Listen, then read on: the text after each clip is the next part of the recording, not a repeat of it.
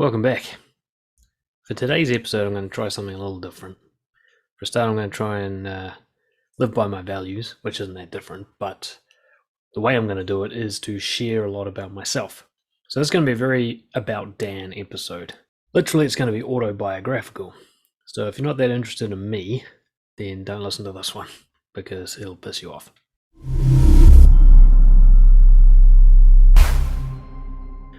What I thought I'd do is share something. Now, I've been keeping track of a potential book in the future that I'm writing called Memories, and what I'm doing is random memories occur to me from my childhood and so on. I'm just writing them down like little paragraphs that maybe I'll pass on to my daughter one day, or I'll turn into an autobiography or something. And what I thought is I've got enough of them now that I could share some of them with you to paint a picture of not only how I became a nice guy, but how I got into recovering from it. The kind of whole arc of the story, everywhere I've been, everything I've tried to do, the things that happened to me.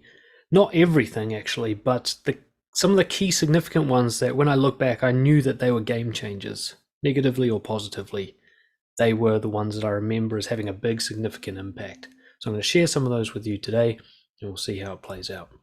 Now, of course, I can't cover everything. That's why I'll write a book one day. But here's some of the key ones that I also know relate to clients that I've managed. So they have similar experiences that they also reckon are pretty either detrimental or helpful to their own outcome as a nice guy and so on. So one of the first things I remember quite clearly is that we moved schools 3 times before I turned 8 years old. So in the first 3 years of my schooling life, I had 3 different schools. And I didn't know it at the time because I didn't know any different, but I now know that that was devastating. And if parents can avoid it, they should. Because it is so difficult for a kid, especially a kid like myself that wasn't socialized much. I didn't have like friends, I didn't have many cousins. I was single. I was the oldest brother, and my youngest brother's just a kid by the time I went to school. He's just like 3 years old, 2 years old. Going to school was my first real social experience. So I didn't have the skills of how to form friendships or anything like that. And I always remember feeling behind, like everyone else had something sorted out and I didn't know what was going on. Added to that, like 6 to 8 months of my first school, and they moved me. So I'm coming in at the end of the year at another new school, completely miles away from anyone I've ever known. And the only kids available to be friends with me are the other ones who have been ostracized. There's about 2 of them, plus a neighbor that I lived near, where we formed a kind of loose, it wasn't really friendship as much as it was a kind of, I guess, an alliance of losers, And I just remember examples like walking around school when one of them was sick or off playing sports and realizing that that's how fragile my social circle is. Like when one of them's away, I'm fucked, I'm alone. And I'd wander around the school by myself. I remember I'd always keep moving, kind of doing a loop to make it look like I was going somewhere. That I wasn't just a kid with no friends. Like I'm on my way from friends to friends kind of thing. Give that impression, perhaps. I can't remember it that clearly. And then when I finally got to my 3rd school, by this stage, I was desperate again. It was like halfway through the year. I was like 7.5 years old when I went to this new school. My parents just moved at these odd times for the school year. So again, I'm going into a school where the cliques are already formed, where people have known each other for years already. But this time it was a smaller school. And so there wasn't enough room for multi-cliques like the previous one. There was just one group of people, the whole class basically were friends with each other because that's how small the school was. And so it was easier for me to get in there. And because I was okay at sports and wasn't completely bizarre or weird, and I'd started to discover how to be funny, I was able to ingratiate myself into the social circle. But that was a huge effect on me. It made me very anxious about losing people, which actually turned into an avoidant attachment style. I realized I can't get close to people because they're taken away from me all the time, right? So I have to always sort of keep my distance. I can't get too attached. Now, it wasn't fully formed at that stage, and I did make some big attachments. But again, when primary school ended, my very best friend was sent to a different high school. And all my other friends were sent to the one I went to. But my favorite friend was sent to this other high school, and I actually had huge arguments with my parents trying to get them to send me to this school. I'm glad they didn't. It was an all-boys school, really rough. I would not have enjoyed it. But that was another nail in the coffin. Another best friend taken away from me. All right, lesson learned, I'm out. Also, a key thing to note, another memory, was that in the earlier years, in the first two schools, I had a reputation, as far as a reputation for a kid can go, as being the crybaby. So crying was like my most common response to difficult emotion. I was angry, sad, hurt. I'm later found out I'm highly sensitive, so I feel pain very strongly, and so I'd fall over like any other kid, but I'd cry where the other kids wouldn't. And so I was known as the crybaby kid, and I always thought that that's the reason I was ostracized. I figured that the fact that I cry all the time is the reason the other kids don't like me and think I'm weird. The idea that I was shy didn't occur to me. And there's plenty of other kids who cried who got along socially all right, but still not that many. I mean, this is 80s New Zealand culture. I wasn't well accepted for being a emotionally sensitive kid. And then when I got into this third school, I can almost remember the exact day it happened. There was something that made me want to cry, and I stopped myself. And I had this like epiphany. It was a specific time, I can't remember the exact day, but a specific incident where I realized, fuck, I don't have to cry. I can stop it from coming out. I have this like muscular control in my eyes to stop the tears. And there's like little techniques I can use. I can not talk because my throat's all locked up and that'll make me cry more. And later on I learned, Chandler Bing style, that I can crack jokes just as I feel that emotion rising and kind of relieve the tension.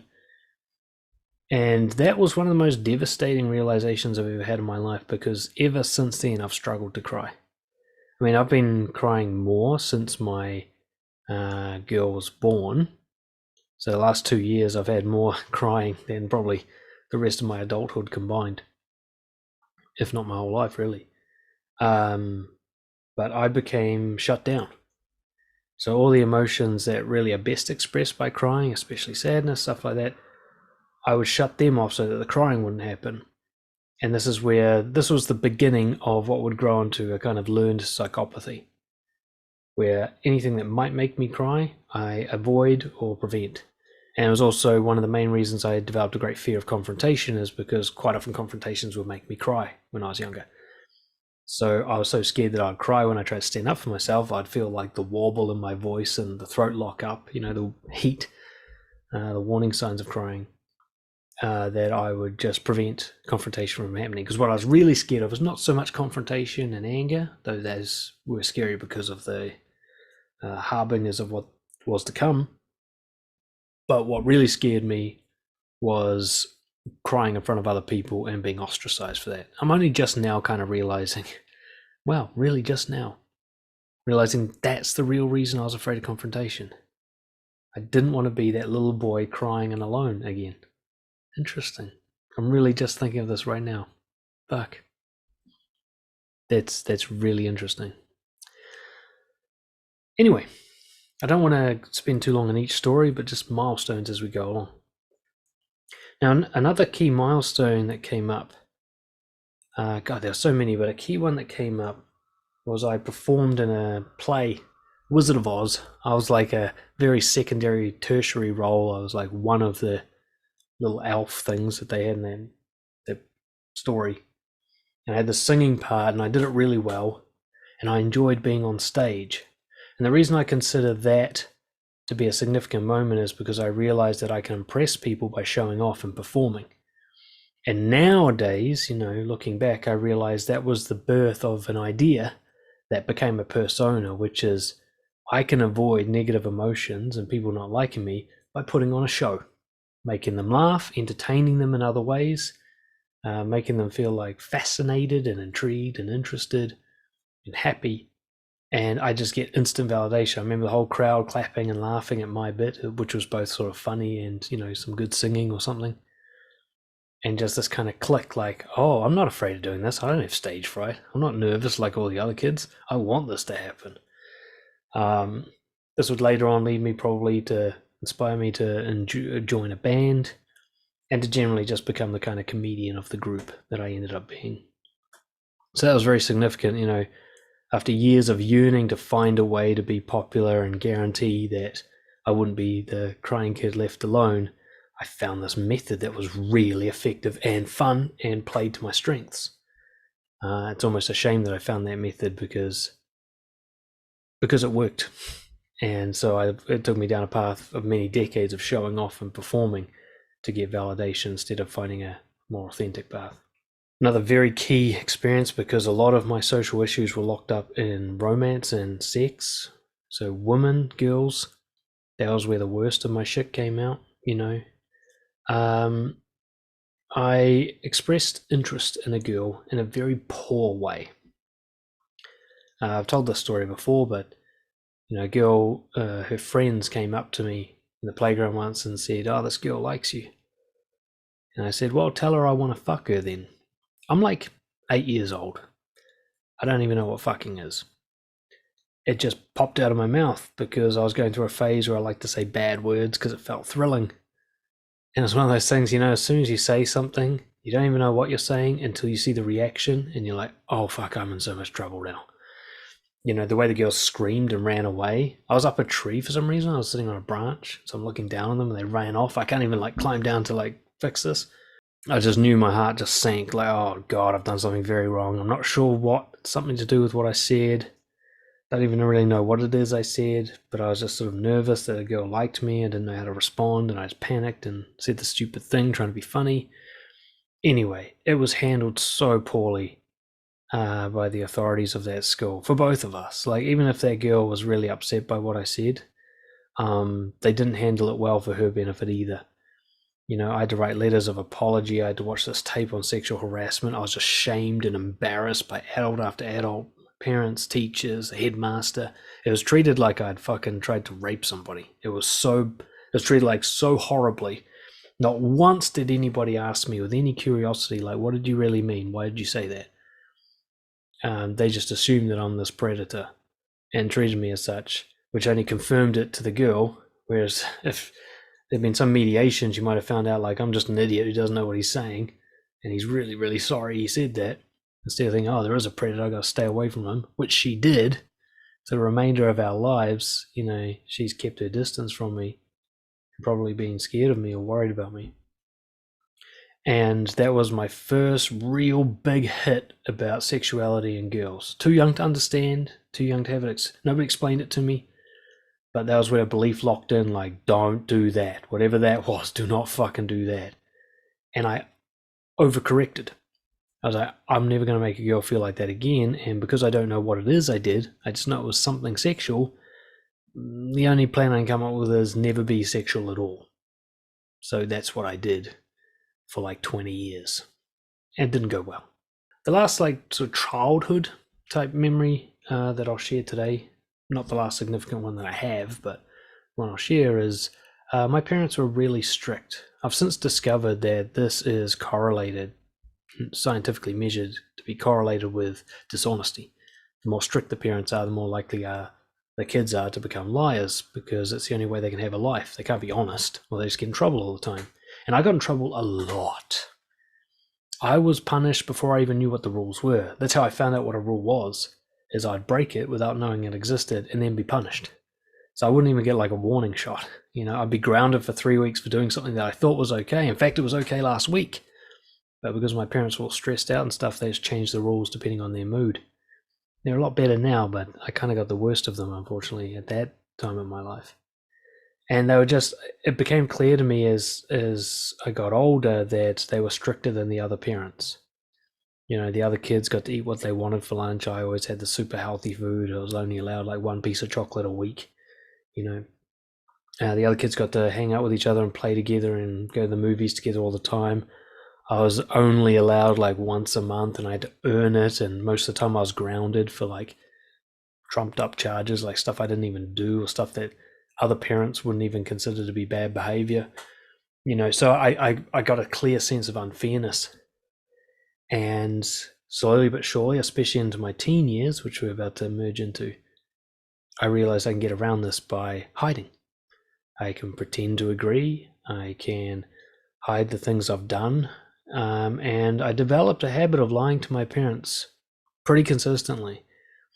I'd lie before I even had figured out whether or not I should be lying. I'd lie just on instinct, like, this is probably something I'll get in trouble for, so let's just play it safe.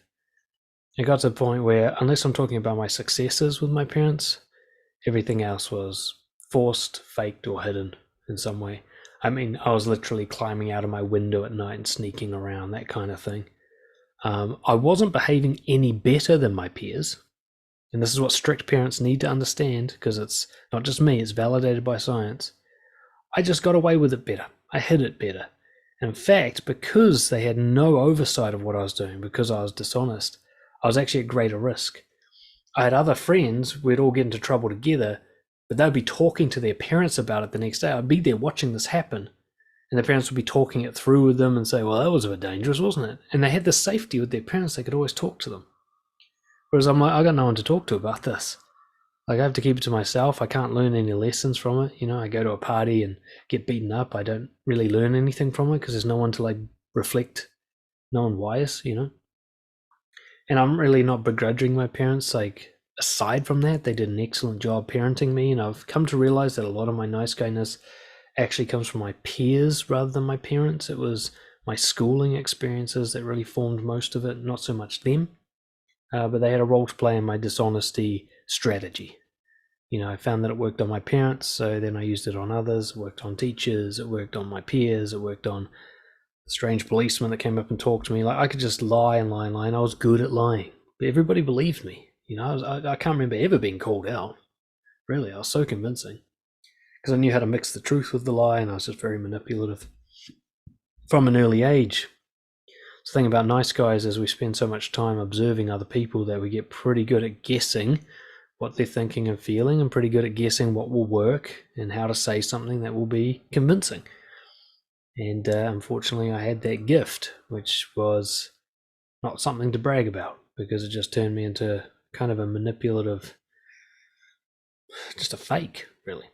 Moving on to my teen years, a few key experiences. One is I found music, my band, heavy metal especially. Well, I grew into it more and more.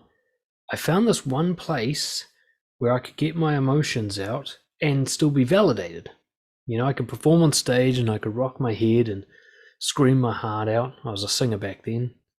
Play like music that reflected how I felt on the inside. I was full of resentment and hate and confusion as a teen. I'm sure most of them are. And this is the only way I could show that I felt that way without getting mocked, bullied, or without worrying I was going to cry. So metal really saved me. Like, a lot of people think of metal kids, these goths, you know, with chains and black hair and stuff, and think of them as these miserable people. But especially in teen years, they're actually some of the most emotionally healthy, ironically, because they're trying to express it. They're showing it. That blackness that they wear is how they feel on the inside. The thing is, all teens feel that blackness, but at least the fucking metal kids are showing it. The metal kids are okay to reveal that they're upset.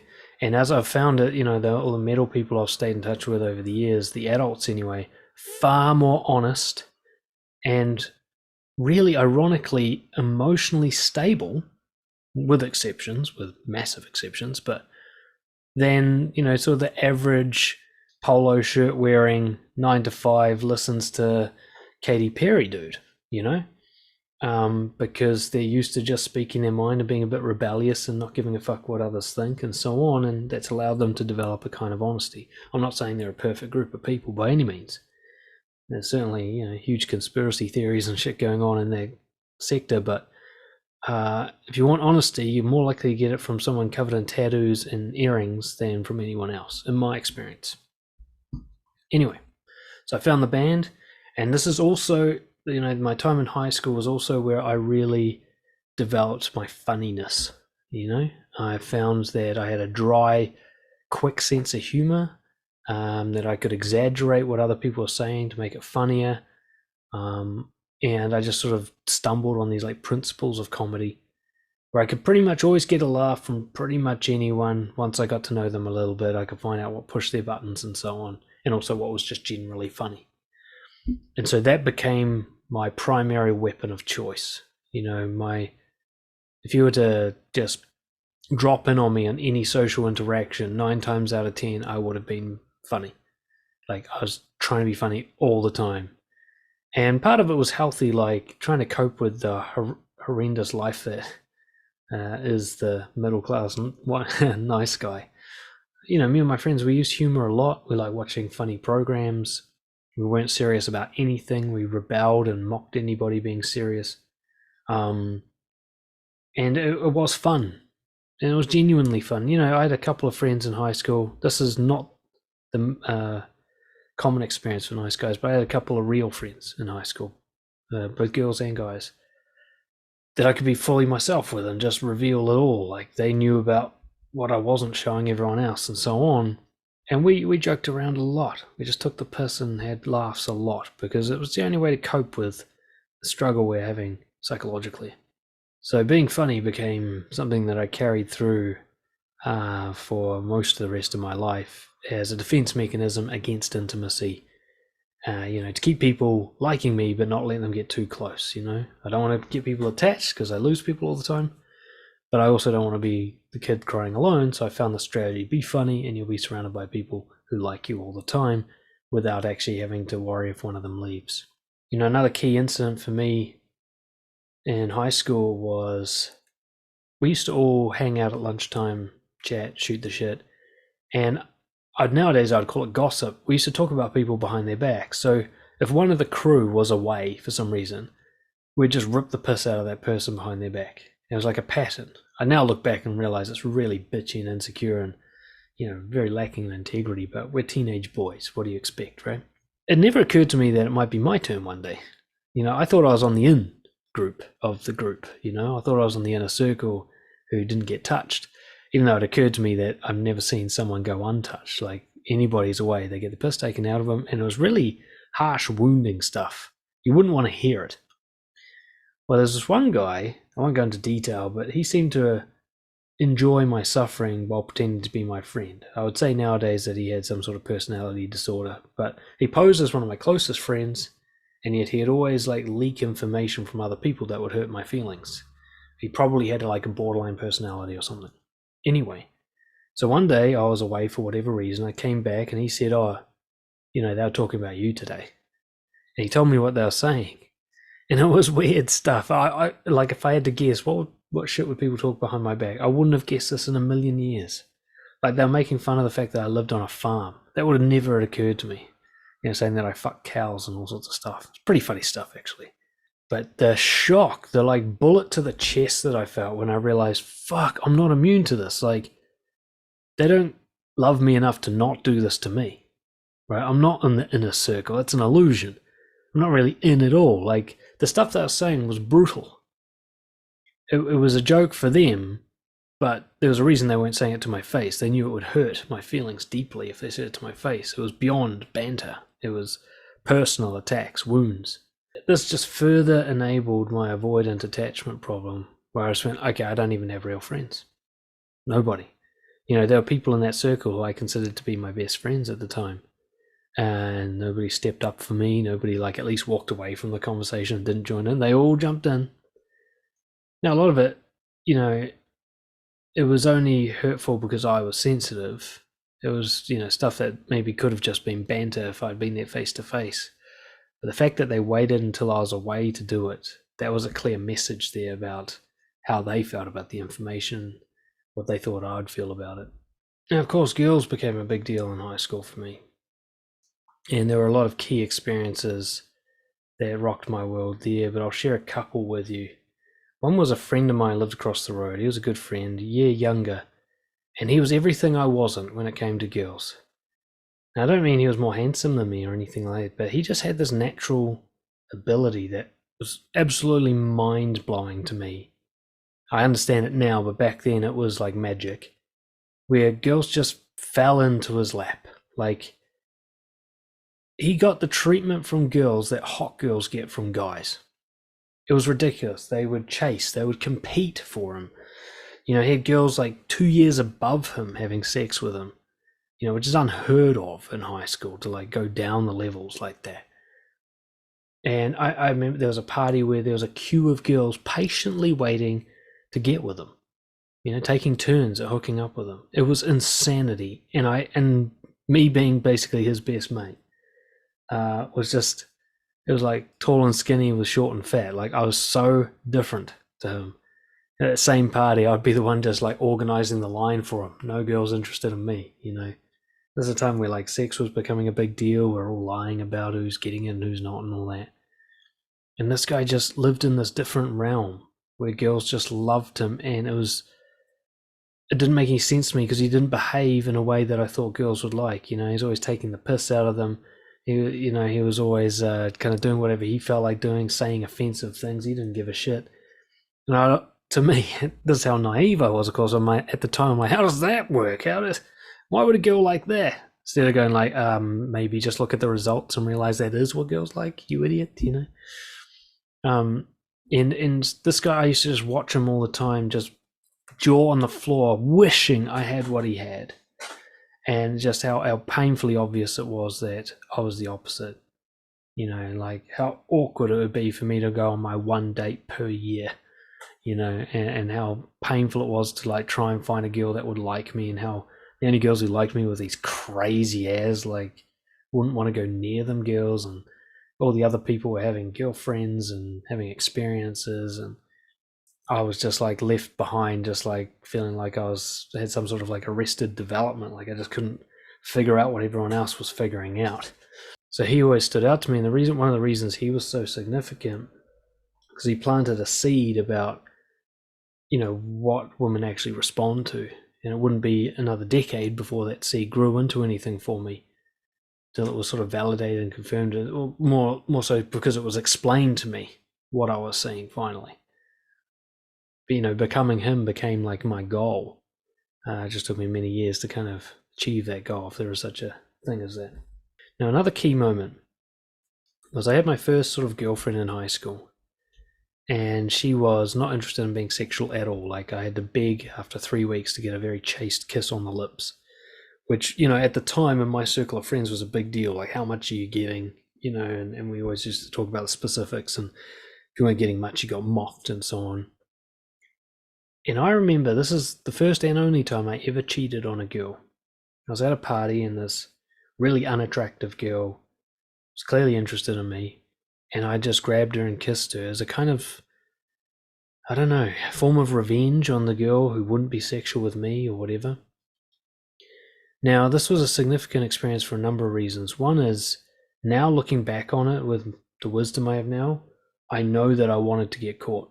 I know that I wanted her to find out that I did that, because it would end the relationship without me having to end it, which is a classic pattern for nice guys. The avoidant attachments, we try to get ourselves fired, so to speak, rather than quitting.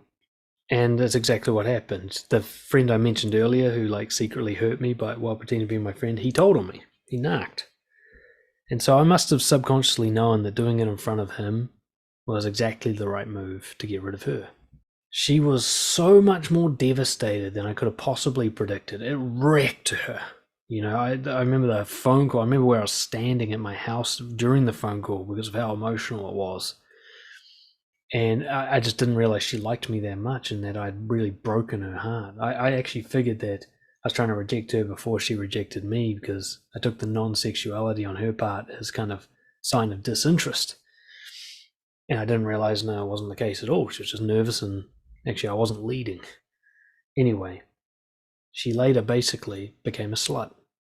And I don't mean that in a derogatory way. I mean, she used to use fucking dudes to feel better about herself, and was known for that. And she then became like the classic pregnant teen and single mom, and she had that whole life. I saw her many years later and actually apologized to her, when we were adults, and she made it very clear that I was a significant factor in the way she chose to become. And I'm not saying I'm really to blame, but she was innocent, and I broke that, and she maybe would have had a much better life had I not done that. Actually, she definitely would have had a much better life if I had not done that. And the amount of damage I did was so contrary to my nature. Like, underneath most nice guys is a genuine nice person. And just the thing that I did that much damage when actually I was trying to get myself out of it, is the reason I've never cheated since and never will. Like I can't do that to another person. For me, it felt like murder. I could never do that again. So eventually, late in high school, a girl does like me. It takes me about 8 months to do anything about it. She was patient and she initiated. And I have my first relationship. I lose my virginity. I have a long-term relationship for the first time. And that's when the nice guy emerged. I didn't know how much of a nice guy I was until I was put into a relationship situation, which was my high-stakes environment. I've got a girl that likes me and I want to keep her without it getting so intimate that I get my feelings hurt. What a difficult game to play. And so I did everything I could to keep her happy every second of the day. Difficult to do with any woman, but especially difficult with a precocious teen girl.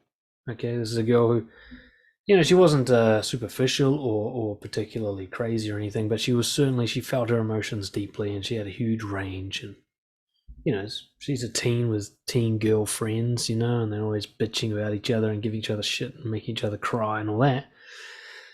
So it was very difficult work for me to keep her happy and consistent all the time. I, had to learn very quickly how to be like sexually pleasing for my first sexual relationship and so on and so forth. And for 2.5 years, every ounce of my energy went into making her happy.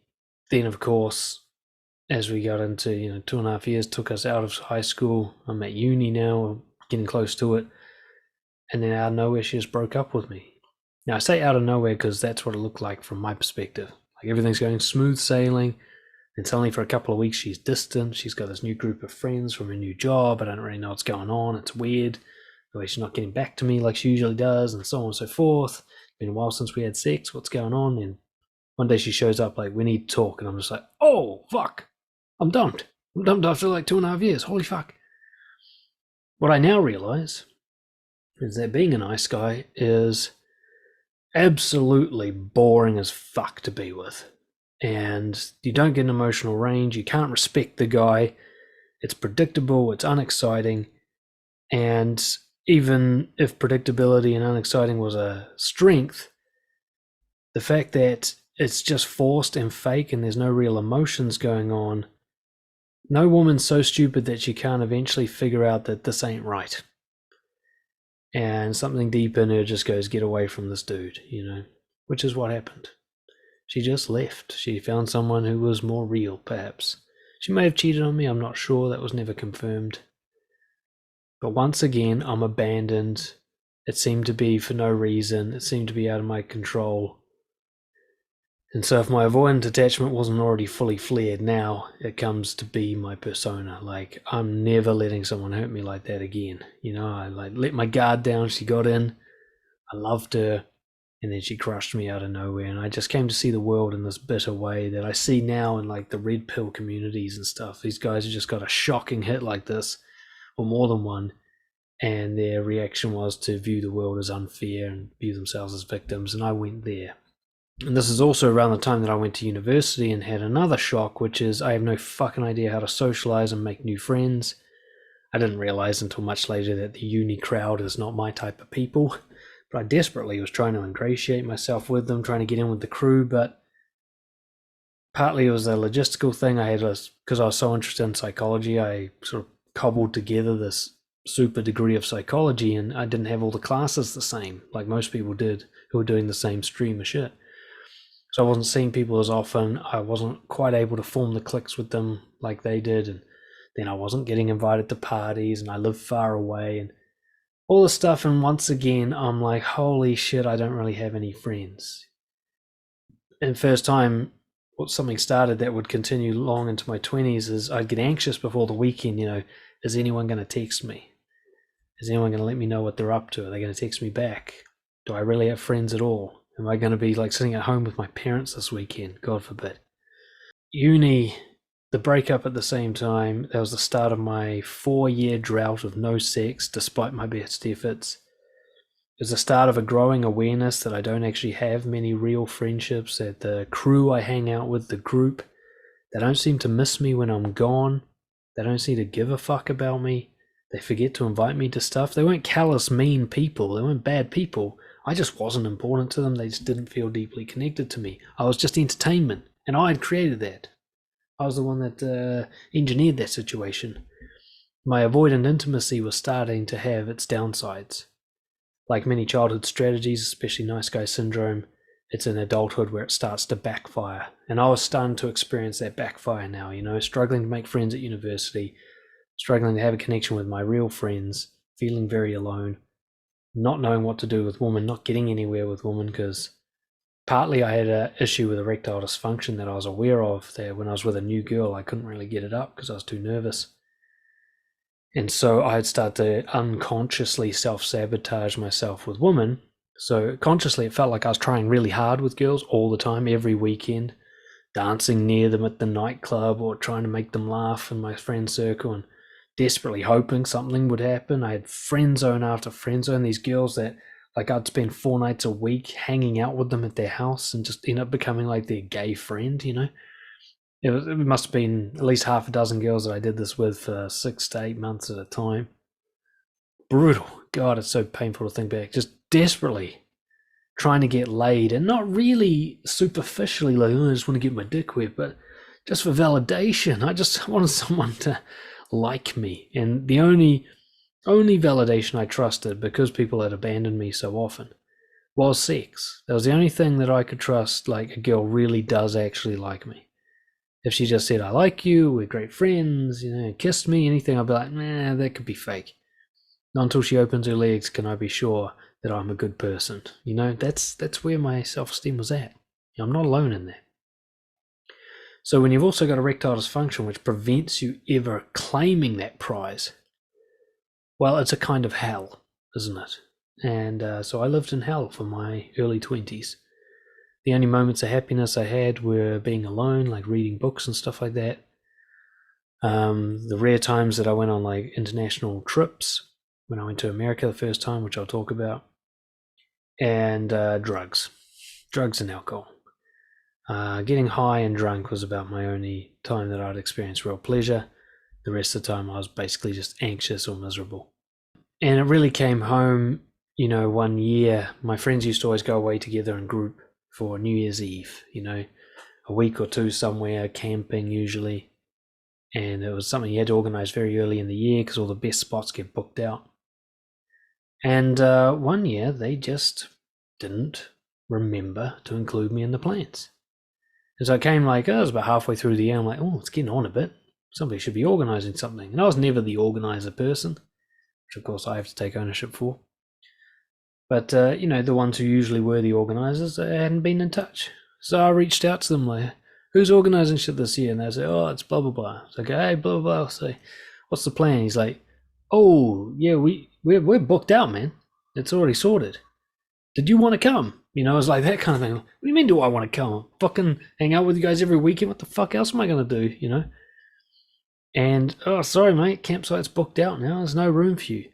There was also a little bit of pushback, like maybe somebody could have squeezed me into a tent or let me sleep in the back of their car, which is what they did for their preferred people, If I'd been one of the inner crew, they would have moved mountains to get them there, but they're just like, sorry mate, it's all booked. Yeah, no room, sorry. Like I was some interloper, trying to get in on something that I wasn't really welcome to, which may have actually been the case. And so, for the first time, I realized that's a real accurate measure of where I stand, especially because in the same year I'd see them wrangle somebody else in who forgot and didn't care, but somebody they loved, they would get that person, they'd make that happen. He could sleep on the floor at least. But for me, it's like, no, sorry, mate, there's only a double bed left and we need that for our coats, so sorry. So that was a big wake-up call where I realized I don't have any friends, really. I mean, I do have a couple. I don't want to dismiss those. I'm still friends with them to this day. But my big crew, like a dozen more people, actually I had various groups that I'd be sort of connected to. I realized that I'm nothing to them. They don't care if I live or die, really. I mean, they'd be sad if I die, but not for very long.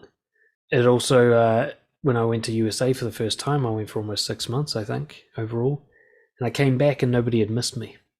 That was another big warning sign, Nobody was emailing me or hitting me up on social media, see how it was going or anything. Except for the few that I really was close with. But the USA trip itself was another eye-opener.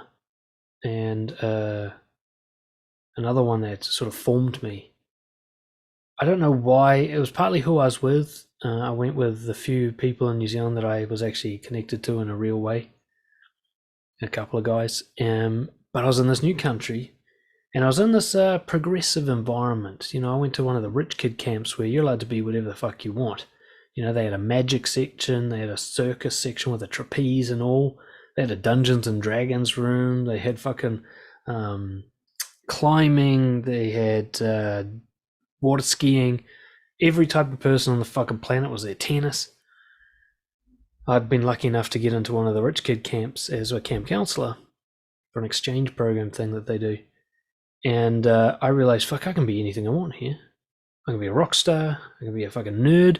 And there's a group, and I'm welcomed by everybody. Everybody welcomed everyone. There was like little to no bullying.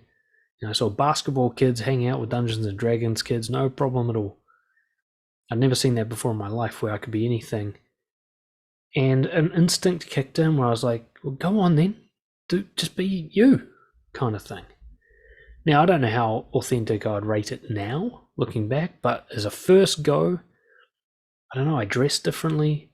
I just said how I feel. I told people I liked them.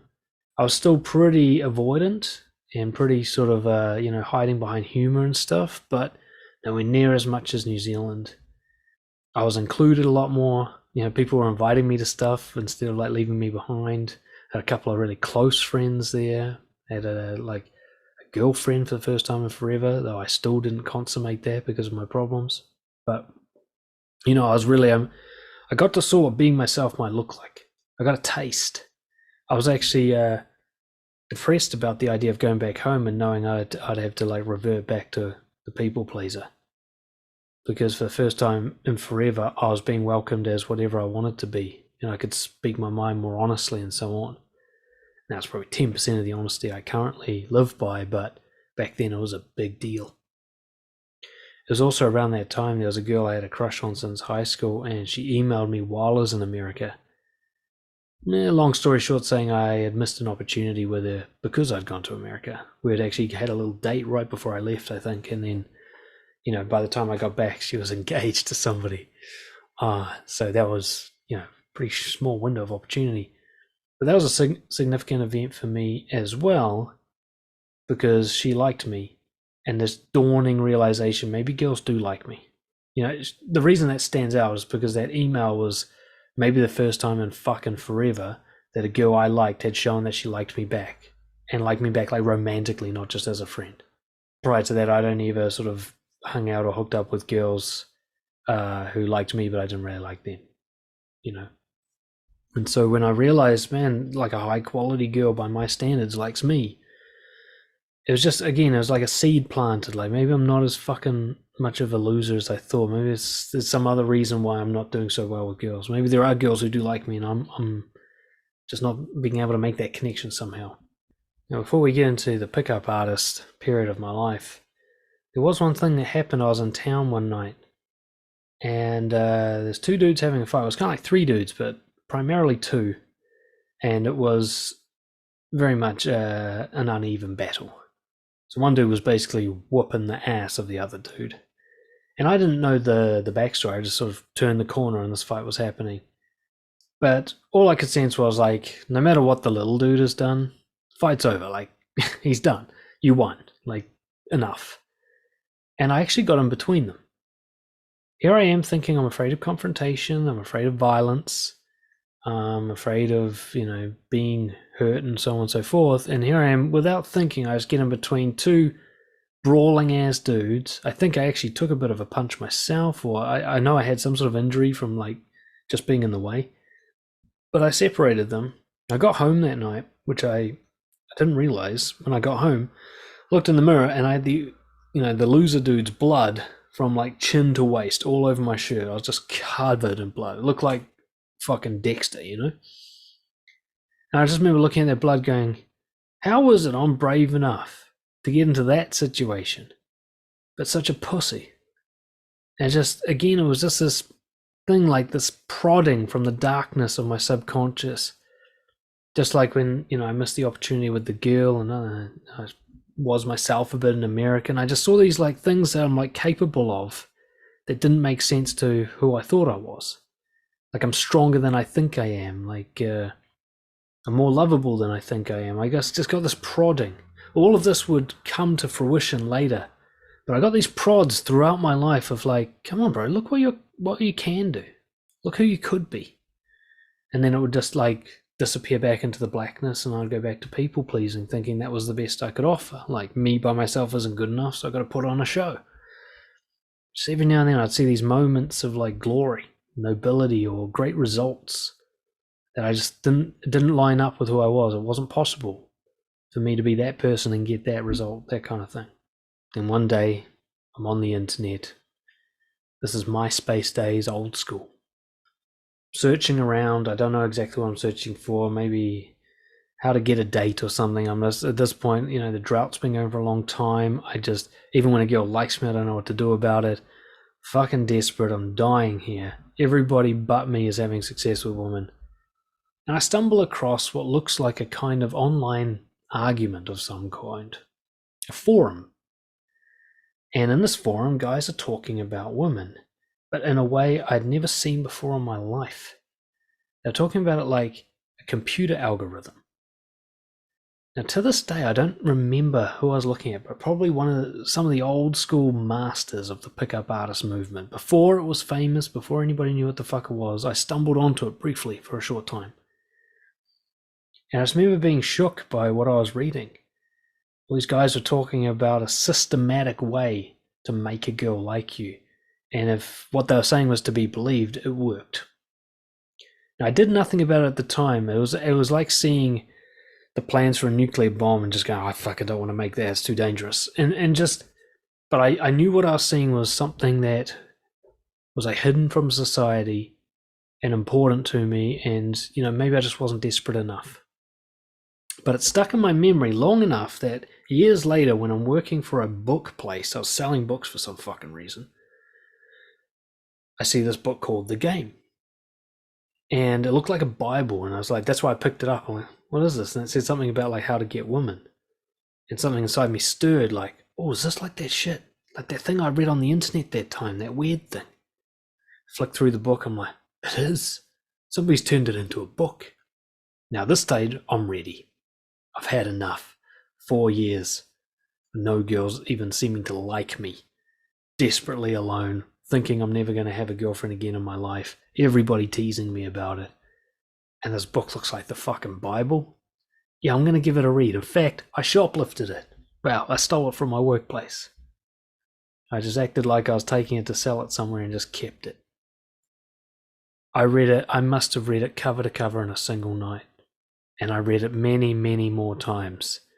Bookmarking pages, highlighting passages. It really became my Bible. It had the gold trim around the edge of the pages, and then like a black leather case with, that built-in bookmark thing made out of ribbon. And as I read it, not only did I relate to the author so strongly, just this hope, bloomed like, there's a way out. This is what no guy who's been good with girls has ever been able to explain to me. Whenever I've asked, he hasn't been able to give me advice that I could actually follow. He hasn't been able to break it down to steps that allow for my lack of courage or anything. And here's a book that does exactly that to the fucking letter. No stone unturned. The fact that the book ends in disaster for the people doing it, I just dismiss that. I'm like, yeah, but they got laid. Who cares? Right? The idea that this is actually a dark path to walk that just ends in misery and ruin, and like nobody actually gets anything out of it in the long run. Didn't give a fuck. A guy who hasn't had sex in 4 years but knows what sex like, yeah, he doesn't care about that. I certainly didn't. Again, this is where my courage both sort of went for me and against me. I went out all by myself, no support, no awareness of anybody else doing this stuff. In Auckland, New Zealand, where I think I was one of the few, maybe, for all I know, I was the pioneer in Auckland, the first to do pickup stuff on his own. Later on I became aware of other dudes doing it, but it does seem that I was like one of the first. I mean, I took this book when it first was published. It wasn't even known when I stole it. Anyway, I started going clubs and started for the first time in my life initiating conversations with strangers. Now, it was very fake what I was doing, contrived. I was practicing lines that I'd read in books and later on internet forums. I literally had like a piece of paper in my pocket with a to-do list, like a checklist of stages I needed to go through in a conversation and good bits to use in each stage of the conversation. And my goal for that night, maybe it's maintaining eye contact, maybe it's touching, maybe it's trying this new sort of routine. It was very scripted and manipulative, but it fucking worked. When I say it worked, I don't mean it got me healthy relationships with great people, because it certainly did not do that. When I say it worked, what I mean is for the first time in my life, I was able to talk to girls and get a positive response that wasn't friend zoning, right? I had girls laughing with me, flirting with me. Eventually, after many months of practicing, I would have girls offering their phone number, and then slowly but surely, sure enough, I broke the dry spell. It was actually with a girl I went to high school with, but I basically used the stuff I'd been learning on her, and she went from high school buddy to fuck buddy, which I'm sure was to her disappointment because I was terrible in bed after so long out of the game. But this thing had like broken the drought that had plagued my mind every day of my life for 4 fucking years, multiple times per day, coming up as something that bothered me. It was finally over. I had a phone full of phone numbers. I had girls text me 3-4 times a day. It was just, I'd never seen anything like this before in my life. I'd never had this much love from women in my life before. Now, I didn't realize, of course, I could have had that all along had I just been real and authentic with girls. But I didn't have that comparison. I had a life of being alone and unloved by girls as comparison. And this was like finding heaven on earth. It was one of the happiest periods of my life to date. One of the most exciting and optimistic periods where I was like, fuck, I have a future with women.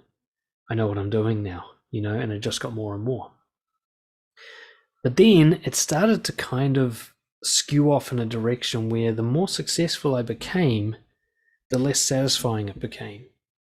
So at some point I was now, I'd have sex regularly. There'd be times where I'd be sort of seeing more than one girl at a time. Call it kind of discreet open relationships. Like they didn't know they were in open relationships. There were girls using me for sex to get back at their boyfriends. Stuff like this was happening, which to me, written on paper in my 20s, it would have looked like the lifestyle of my dreams.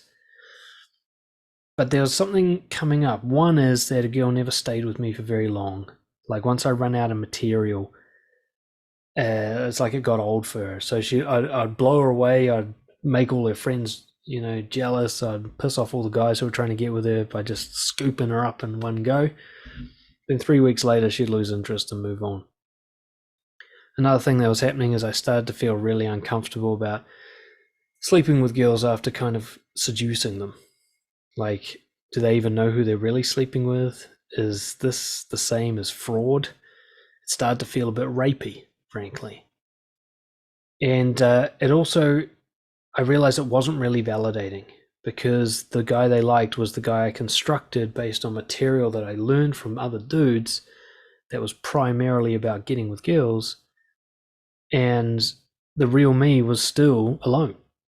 None of these girls were staying with the real me. In fact, once they were with me long enough that I couldn't keep up the act much longer, they lost interest, which told me the real me was still unloved. And so it was starting to get just unsatisfying. And so like most people, when it's unsatisfying, I just do more of it. Try to change it up, try different styles. At this time, the whole game thing was this huge industry. I'd actually paid to go on like a boot camp, and when I went to Sydney and did stuff under an instructor's eye, like in real life, which, by then I was actually doing really well with it, so to speak. And there's all these different styles, and one style that was coming out was a kind of one that they call direct, which is like you go up to a girl in the middle of the day, right there on the street, and you say, I think you're gorgeous, I wanted to meet you, And that appealed to me because at the time, not only did it do the one thing that none of the other styles were doing, which is you came outright with your attraction. You didn't hide it and make them earn it. You just said, I like you straight away. And it had that kind of honesty appeal to it where I'm like, if I can say that straight up, then I've got nothing else to hide. And it didn't so much have scripted routines and such. It was more like, hey, just talk about yourself, or ask about her. But it was kind of like you put you into it. At least that's how I interpreted it. Which led to one of my biggest moments in my life. After 3 months of trying and failing to muster up the courage to do this, I finally went to a shopping mall, went up to a girl and said, "I think you're gorgeous." And she smiled. And that smile was one of the biggest game changers of my entire life. That smile said, you being you and saying what you really think is something I like. And I don't know if I'd ever really heard that before. Well, seen evidence of that. Girl out of nowhere just liking me for me saying what I think and how I feel about her, and nothing else. I wasn't like putting on a show or anything. I guess a show of bravery, perhaps, but that first so-called direct approach was my first step actually away from the pickup artist thing. Because as I did it more and more, I started to realize like this only really works if I'm being real with them. If you just go up to any girl and say, "I think you're gorgeous," even though that's not what you really think of her, you don't actually get that great smile and reaction. It has to be the spontaneous, like, holy fuck, she has to feel that you are actually feeling it. As I realized that, I'm like, I can't script this anymore. I just have to go up to people, look at them, and then say whatever's on my mind. And I started doing it with anybody. I'd do it with a girl who's walking with her parents, elderly parents, not like a child. Come on. Or a girl who's with her boyfriend, or just a group of dudes. And I realized this isn't just romantic. I can do this anywhere, anytime. As I did that more and more, the goal shifted from getting the girl and getting laid and all those things, which I now found relatively straightforward, to impressing myself. What's the most dangerous situation I can do this? Like, what's the boldest thing I can say? And can I teach someone else and show them how it's done and so on? And that's where I started shifting more and more to focus on courage and honesty, and eventually just to focus on honesty. Eventually I realized, hey, I don't need to worry about trying to get laid or get a girlfriend or anything, because honesty will take care of that for me. And it will only allow the best girls through. And this eventually, over months of practice, I weaned myself off the strategy of pickup artistry and got to just honesty. I got to radical honesty, where I would happily say something that would make people reject me or make them think less of me or hurt my reputation. I just didn't give a shit. I'm just so impressed that I said it. I don't care if it gets a bad reaction, I got to the point where I'm confronting people where, one of the stories I've told before where I confronted all my workmates about gossiping. It just made them hate me, but I didn't care, and so on. And that's when I guess I picked up this kind of religion of honesty, as I call it. I decided that I'm going to go all in on honesty.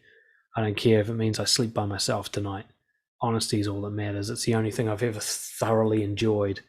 And the only time I get validation, it's healthy validation. It's the kind of thing that means they like me for who I really am.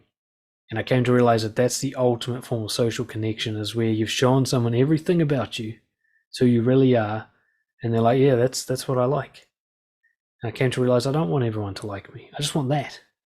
Just a few people who feel like that. That's good enough for me. Eventually, that would also lead to me going, I don't even need anyone else to feel that way about me. I need to feel that way. That's it. Though it is very nice when other people do.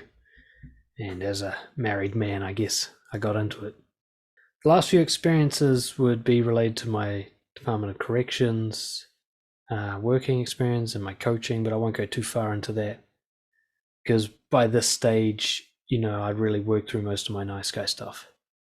But in corrections was the final frontier for confrontations. I had the biggest, scariest guys ever confronting me on a daily basis, and it was just trial by fire. So I went in there as a meek little lamb, being intimidated and manipulated by these dudes. And a few years later, I was telling them, how to step right. And not just that, but leadership.